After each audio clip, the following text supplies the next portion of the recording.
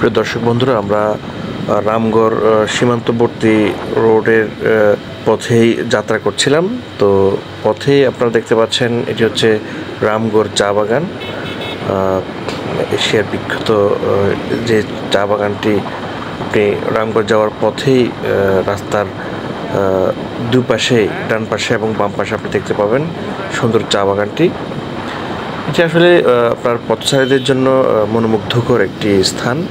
আপনি বাইক চালিয়ে যাবেন, আপনার যে মুহূর্তে আপনি এই জায়গা দিয়ে যাবেন আপনার মনটা একদম ফ্রেশ হয়ে যাবে।